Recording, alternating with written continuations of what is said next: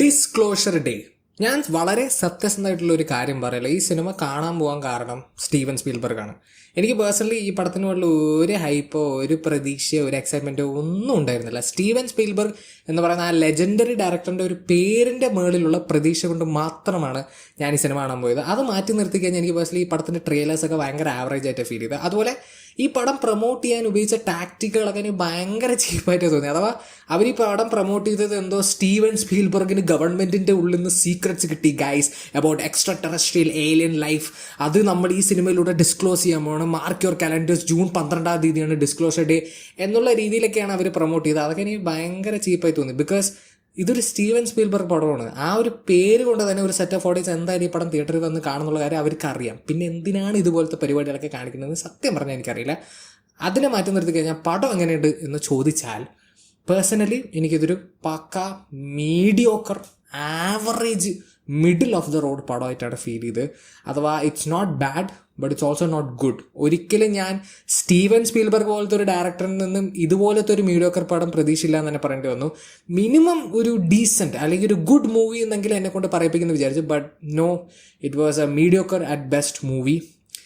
The thing is, പടം നമ്മൾ സ്ഥിരം കണ്ടു മറന്ന അതേ generic cliche extraterrestrial alien പരിപാടിയാണ്. ക്യാരക്ടേഴ്സ് ആയിക്കോട്ടെ, വില്ലന്മാരായിക്കോട്ടെ, even the visual style of the movie, everything was so ജിനേറിക്.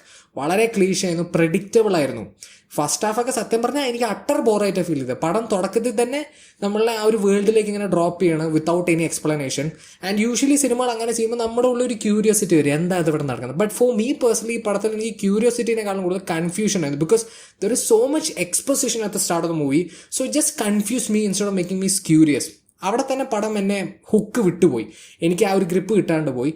അതിനുശേഷം പടം ഇങ്ങനെ മെല്ലെ പോകും തോറും നമുക്കിങ്ങനെ കാര്യങ്ങൾ ഇങ്ങനെ മനസ്സിലാവാൻ തുടങ്ങും. അഥവാ എന്താ അവിടെ നടക്കണം, ഇനി എന്താ നടക്കാൻ പോകണമെന്നുള്ളതൊക്കെ നമുക്ക് മനസ്സിലാവാൻ തുടങ്ങും. പിന്നെ പടം അങ്ങോട്ടേക്ക് ആ സ്ഥിരം പ്രെഡിക്റ്റബിൾ പാറ്റേൺ പിടിച്ച് അങ്ങോട്ടേക്ക് മുന്നോട്ട് പോവാണ്. ഫസ്റ്റ് ഹാഫൊക്കെ എനിക്ക് പേഴ്സണലി ഭയങ്കര ബോറിംഗ് ആയിട്ട് തോന്നി. സെക്കൻഡ് ഹാഫ് കുറച്ചും കൂടി ഇൻട്രസ്റ്റിംഗ് ആയിട്ട് എനിക്ക് ഫീൽ ചെയ്തു. It was A bit more watchable. Especially കുറച്ച് നല്ല സീൻസ് ഉണ്ട് സെക്കൻഡ് ഹാഫിൽ. എസ്പെഷ്യലി എനിക്ക് സിനിമയിൽ ഏറ്റവും ഇഷ്ടപ്പെട്ട സീൻ ക്ലൈമാക്സിൽ വരുന്ന സീനാണ്, മറ്റേ ദി ആക്ച്വൽ ഡിസ്ക്ലോഷർ സീൻ. ആ ഒരു 5 to 10 minutes അടിപൊളിയായിരുന്നു. ആ ഒരു സീനിൽ എനിക്ക് ജെനുവൻലി ഒരു ലെജൻഡറി ഡയറക്ടറിൻ്റെ ഒരു സിനിമയുടെ ഒരു സീൻ കാണാമെന്നുള്ള ഒരു ഫീൽ വന്നു. അത് മാറ്റി നിർത്തിക്കഴിഞ്ഞാൽ rest of the movie was just kind of meh എന്നുള്ളൊരു വൈബിലെ പോകണം. പിന്നെ വേറെ കുറച്ച് നൈസ് സീൻസ് ഉണ്ട്. അതുപോലെ ഈ ഡിസ്ക്ലോഷർ സീനിന് ശേഷം അവർ എൻഡിങ്ങിൽ ചെയ്യുന്നൊരു പരിപാടി സത്യം പറഞ്ഞാൽ ആ ഒരു സീനിൻ്റെ മൂഡും കൂടി കളഞ്ഞ പോലെ എനിക്ക് ഫീൽ ചെയ്ത്.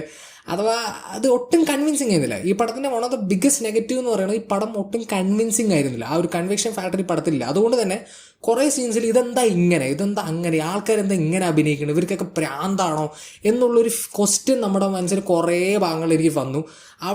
അവിടെ പോയി അവിടെ ആ ഒരു ഇമോഷണൽ ഹുക്കും ആ ഒരു കണക്ഷൻ പടത്തിനോടുള്ള എനിക്ക് വിട്ടുപോയി. അതുകൊണ്ട് തന്നെ പടം മൊത്തം ഞാൻ ഇങ്ങനെ ഇതെന്താ ഇങ്ങനെ എന്നുള്ളൊരു വൈബിലാണ് പടം കണ്ടത്.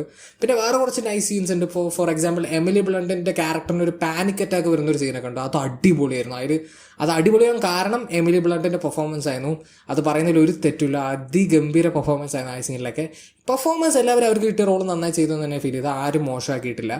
പിന്നെ വേറൊരു സീനും കൂടി ഉണ്ട്, ട്രെയിനിൽ വെച്ചിട്ടുള്ള ഒരു സീൻ. അത് നല്ല രസമായിട്ട് എനിക്ക് തോന്നി. പിന്നെ തുടക്കത്തിൽ എമിലി ബ്ലണ്ടിനെ വെച്ചിട്ട് ഒരു 1 shot പരിപാടി ഒരു ചെയ്യുന്നുണ്ട്, അതും നല്ല രസമായിട്ട് തന്നെ എനിക്ക് ഫീൽ ചെയ്തു. അങ്ങനെ കുറച്ച് സീൻസ് നല്ല രസമായി തോന്നിയെങ്കിലും ചില സീൻസ് എനിക്ക് ഭയങ്കര ബോറായി തോന്നി. അഥവാ ഒരു കാറും ഫോണും വെച്ചിട്ടുള്ള ഒരു പരിപാടി ഉണ്ട്, അതൊരു ഹ്യൂമറസ് ആയിട്ടുള്ള വൈബിലാണ് അവർ എടുക്കാൻ നോക്കിയെന്ന് എനിക്ക് ഫീൽ ചെയ്തത്. ബട്ട് എനിക്ക് ആ സീൻ ഭയങ്കര നോൺ സെൻസിക്കൽ ആൻഡ് ഇല്ലോജിക്കലായിട്ട് ഫീൽ ചെയ്ത്. ഒരു സ്റ്റീവൻ സ്പീൽബർഗിൻ്റെ പടത്തിൽ ഇത്രയും ഒരു താഴ്ന്ന ലെവലിലുള്ളൊരു സീൻ ഞാൻ കാണുന്ന ഒരിക്കലും പ്രതീക്ഷിച്ചില്ല. അതുപോലെ ഈ പടത്തിലൊരു ചേസ് സീൻ ഉണ്ട്. ചേസ് സീൻ തുടങ്ങുന്നതിന് മുന്നേ ഞാൻ എന്തൊക്കെയോ പ്രതീക്ഷിച്ചു. അഥവാ ഒരു സിംഗിൾ ഷോട്ടിലൊക്കെയാണ് പടം ആ ഒരു സീൻ തുടങ്ങുന്നത്. പക്ഷെ പിന്നെ പോകും തോറും ഒരു അവിഞ്ഞ ചേസ് സീനായി മാറും. അതിൽ ഒരു ഷോട്ടിൽ നമ്മുടെ മെയിൻ ക്യാരക്ടർ വേറൊരു ക്യാരക്ടറിനെ ഇങ്ങനെ പിക്കപ്പ് ചെയ്തുകൊണ്ട് കാറിലേക്ക് ഇടുന്ന ഒരു സീനുണ്ട്. അത് ട്രെയിലറിലൊക്കെ ഉണ്ട്, സ്പോയിലറില്ല. ആ സീനിൽ ലിറ്ററലി ബാക്ക്ഗ്രൗണ്ടിൽ നോക്കിയാൽ നമുക്ക് കാണാം അഥവാ വില്ലന്മാർ അവരുടെ വണ്ടി സ്ലോ ഡൗൺ ചെയ്ത് കൊണ്ടുവരുന്നത്. ഇല്ലെങ്കിൽ എപ്പോഴും വില്ലന്മാർ ഹീറോൻ്റെ അടുത്ത് എത്തേണ്ടതാണ്.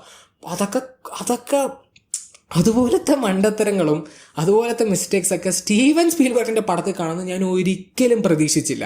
അപ്പം അങ്ങനത്തെ കുറച്ച് അവിഞ്ഞ സീൻസ് ഈ പടത്തിലുണ്ട്. പിന്നെ പടത്തിൻ്റെ ബാക്കിയുള്ള ഫാക്ടേഴ്സിലേക്ക് വരുമ്പോൾ ടെക്നിക്കലി പടം നൈസാണ്, പക്ഷേ പടം ഭയങ്കര ജീനറിക് ആയിട്ട് എനിക്ക് ഫീൽ ചെയ്യും ടെക്നിക്കലി. അഥവാ ഒരു വിഷ്വൽ സ്റ്റൈൽ ഉണ്ടല്ലോ, കുറേ ലെൻസ് ഫ്ലെയർ ഒക്കെ പടത്തിൽ ഉപയോഗിച്ചിട്ടുണ്ട്. അതൊക്കെ കണ്ടപ്പോൾ എനിക്ക് 2015-16 ഇറങ്ങിയ കമേഴ്ഷ്യൽ ബ്ലോക്ക് ബസ്റ്റേഴ്സൊക്കെയാണ് ഓർമ്മ വന്നത്. അതിൻ്റെ ആ ഒരു വിഷ്വൽ പാറ്റേൺ പിടിച്ച പോയ പോലെ ഉണ്ടായിരുന്നു സിനിമ. അത് ഭയങ്കര ബോറിംഗ് ആയിട്ട് എനിക്ക് ഫീൽ ചെയ്തു. പടം കണ്ടുകൊണ്ടിരിക്കാൻ പോലും ഒരു രസം ഉണ്ടായിരുന്നില്ല. Again CGI, green screen, visual effects പരിപാടികളൊക്കെ നൈസായിരുന്നു. കണ്ടാൽ നമുക്ക് മനസ്സിലാവും CGI ആണ്, വിഷ്വൽ എഫക്ട്സ് ആണ്, ഗ്രീൻ സ്ക്രീൻ ആണ്. But still it was nice. But ആ ഒരു വിഷ്വൽ സ്റ്റൈൽ എനിക്ക് പേഴ്സണലി ഭയങ്കര ജനറിക് ആയി തോന്നി, ഭയങ്കര ബോറിംഗ് ആയി തോന്നി. പിന്നെ ഈ പടത്തിൻ്റെ music, John Williams, the Maestro John Williams ആണ് ഈ സിനിമയ്ക്ക് വേണ്ടി മ്യൂസിക് ചെയ്തിരിക്കുന്നത്. ആ പാവം മനുഷ്യൻ്റെ സമയം എന്തിനാണ് നിങ്ങൾ വേസ്റ്റ് ചെയ്തത്? ഈ പടം മെജോറിറ്റിയും സൈലൻ്റ് ആണ്, അഥവാ മ്യൂസിക് ഇല്ല. പിന്നെ മ്യൂസിക് വരുന്ന സീൻസിൻ്റെ കാര്യത്തിലേക്ക് വരുന്നത് ചില സീൻസ് കുറച്ച് സ്മോൾ സ്കെയിലുള്ള, കുറച്ചും കൂടി ഇമോഷണൽ അഥവാ പേഴ്സണൽ ലെവലിലുള്ള സീൻസൊക്കെ ജോൺ വില്യംസിൻ്റെ സ്കോർ ഗംഭീരമായിട്ട് വർക്കായി. പക്ഷെ പിന്നെ വേറെ കുറച്ച് സീൻസിൽ സത്യം പറഞ്ഞാൽ എനിക്ക് ജോൺ വില്യംസിൻ്റെ സ്കോർ ഭയങ്കര ഔട്ട് ഓഫ് പ്ലേസ് ആയിട്ട് ഫീൽ ചെയ്തത്. കാരണം ഈ പടത്തിൻ്റെ ആ ഒരു വൈബ്, ആ ഒരു കോൺസെപ്റ്റ്, ആ ഒരു വേൾഡിനോട് ഒട്ടും ചേർന്ന പോലെ എനിക്ക് ജോൺ വില്യംസിൻ്റെ സ്കോർ ഫീൽ ചെയ്തത്. ബിക്കോസ് നമുക്കറിയാം ജോൺ വില്യംസിൻ്റെ സ്കോർ എന്ന് പറഞ്ഞാൽ കുറച്ചും കൂടി ഓർക്കസ്ട്രൽ ആയിരിക്കും, ഒരു ക്ലാസിക്കൽ ഫ്ലേവർ ഉണ്ടാവും. അതുകൊണ്ട് തന്നെ ആ ഒരു വേൾഡിനോട് ഇത് കുറച്ചും കൂടി ഒരു ഫ്യൂച്ചറിസ്റ്റിക് വൈബുള്ള ഒരു പടമാണ്. ഇങ്ങനത്തെ ഒരു പടത്തിനോട് ജോൺ വില്യംസിൻ്റെ സ്കോർ എനിക്ക് ചേരുന്ന പോലെ ഫീലേ ചെയ്തില്ല. It felt out of place. അതുപോലെ എസ്പെഷ്യലി ഈ ഇൻറ്റൻസിറ്റി കൂടിയ ചില സീൻസിലുണ്ടല്ലോ, ഇപ്പോൾ ചേസ് സീൻ പോലത്തെ സീൻസിലൊക്കെ സത്യം പറയാം ജോൺ വില്യംസിൻ്റെ സ്കോർ വന്നപ്പോൾ എനിക്കൊരു കൈൻഡ് ഓഫ് ഒരു കാർട്ടൂണിഷ് വൈബാണ് കിട്ടിയത്. അത് ജോൺ വില്യംസിൻ്റെ സ്കോർ മോശമാണെന്നല്ല ഞാൻ പറയുന്നത്, ആ ഒരു സീനുമായിട്ട് അത് ഒട്ടും ചേർന്നതേ ഇല്ല. At least that is my personal opinion about the score. And the thing is, it is just a mediocre movie. Again, it's not a bad movie, but it's not a good movie either. And we are talking about a Steven Spielberg movie. അതുകൊണ്ടാണ് സത്യം പറഞ്ഞാൽ ഇത് എന്നെ ഇത്രയും frustrate ചെയ്യിപ്പിക്കുന്നത്. ഇത് വേറെ ഏതെങ്കിലും ഒരു ഡയറക്ടറുടെ പടമാണെങ്കിൽ ഇത്രയ്ക്കൊന്നും എന്നെ ഫ്രസ്ട്രേറ്റ് ചെയ്യിപ്പിക്കില്ല. But because it's a Steven Spielberg movie, it is kind of disappointing and it is kind of sad, it is kind of frustrating. But എന്താണെങ്കിലും that is it for my opinion on disclosure day. നിങ്ങൾ എന്തായാലും cinema കണ്ടവരാണെങ്കിൽ നിങ്ങളുടെ opinion comment സെക്ഷനിൽ drop ചെയ്യാൻ മറക്കരുത്. And video ഇഷ്ടപ്പെട്ടെങ്കിൽ like ചെയ്യുക, share ചെയ്യുക, സബ്സ്ക്രൈബ്, നോട്ടിഫിക്കേഷൻ അമർത്താൻ മറക്കരുത്. I will see you guys in next video. By.